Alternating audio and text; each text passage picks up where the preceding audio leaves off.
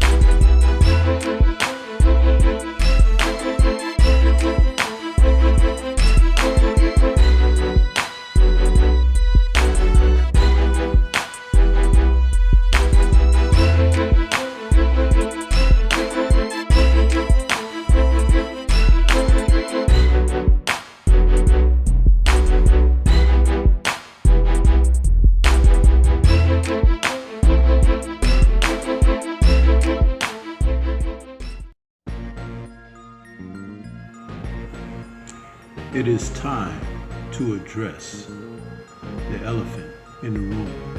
And that elephant happens to be Teofimo Lopez, a fighter who competes at the super lightweight division, but he's also competing socially in the community with controversial antics and speak, which can be considered hate speak, even though the establishment won't acknowledge it.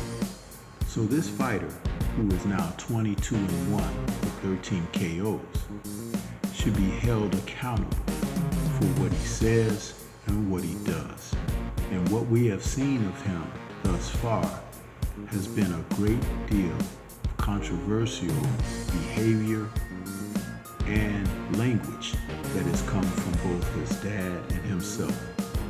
His recent victory on Friday, May 2nd, with the card that was held at Times Square, he had a victory over Arnold Barbosa Jr., a fighter who had campaigned to fight him for several years, finally coming together, in which Barbosa not only was in awe of the event, but seemingly in awe of Teofimo's talents, because at no point during the fight did he test himself or Teofimo's resolve to challenge him as a fighter and as a man, allowing Lopez to dominate him in a one-sided boxing victory.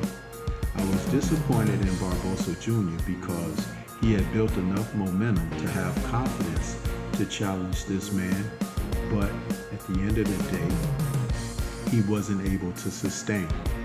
And so therefore, he was left with the effort that he had put out, which was less than stellar. Lopez is now back in the gym, and he and his dad are back on their ish. Some of the things that were recorded, we will hear here, and I'll leave a slight commentary about it. At 36, my son did it at 25, a week before him. Two-time lineal. You know, facts is facts. Hate him or love him.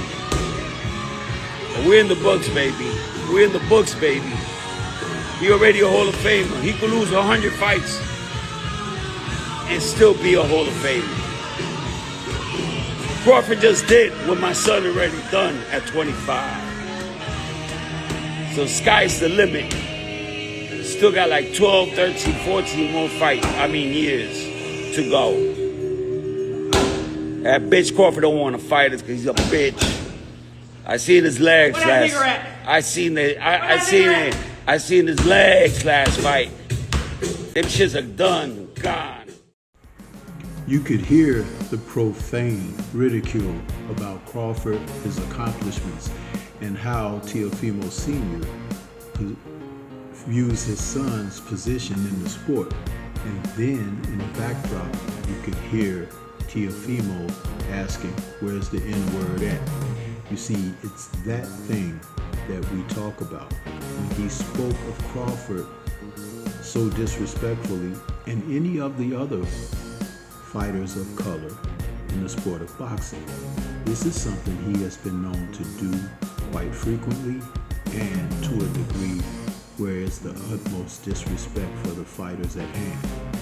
This is also the type of thing that I believe at the end of the day should be held accountable, in which the media is not doing it, nor are his contemporaries. I was very disappointed in Terrence Crawford when he came across Teofimo, when Teofimo was behaving like that. You see, integrity can be an expensive thing, and the lack of it can cost you far more than money. But see, people like Teo and his dad have to be shown. They can't be told. They have to be taught, not instructed. And I believe sooner or later, something can come of this. But the boxing public, the people who support the sport, should have enough of this. There's no place for this disrespect within our sport. It doesn't mean that you have to not support the sport, but you have to hold people accountable. And that's not being done at this time. So I will forever, until these men finish their careers, hold something against their behavior, because it's disrespectful to me and my community as a whole. This is Stormy B-Man. Shout out to the mighty LDBC and Liberated Perspective, a third eye view of the world. For more content such as this, please like, comment, subscribe, and share. Have some dignity. Peace to everyone out there, and everyone please remain safe.